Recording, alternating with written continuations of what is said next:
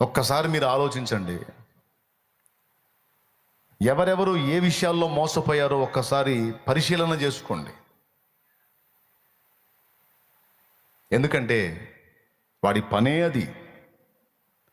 ఎందుకు మోసపోతున్నామంటే 2 కారణాలను బట్టి మోసపోతున్నాం. ఒకటి అజ్ఞానం లేదా అమాయకత్వం. 2 ఒకటే భావం వచ్చే విధంగా. అజ్ఞానం అంటే సంబంధిత విషయంలో జ్ఞానం లేకపోవుట.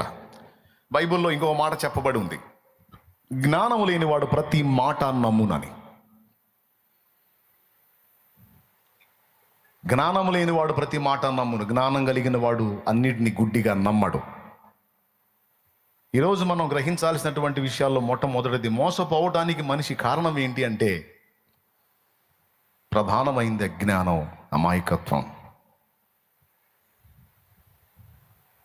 ఈ ఒకటేనా? మోసపోవటానికి మరో కారణం ఉంది. అదేమిటంటే నిర్లక్ష్యం. రెండవది నిర్లక్ష్యం. ఏ విషయాన్ని కూర్చైనా సరే నువ్వు అడుగు వేయబోయేటప్పుడు, ఒక నిర్ణయం చేయబోయేటప్పుడు, ఒక తప్పటడుగు కానీ మంచి అడుగు కానీ వెయ్యబోయేటప్పుడు పరిశీలించకపోవటం, కొంచెం చురుకుగా వ్యవహరించటం, కొంచెం శ్రద్ధ వహించి ఆ విషయంలో జాగ్రత్త పడటం అనేది చెయ్యక నిర్లక్ష్యంగా ఉంటే ఖచ్చితంగా మోసపోతావు.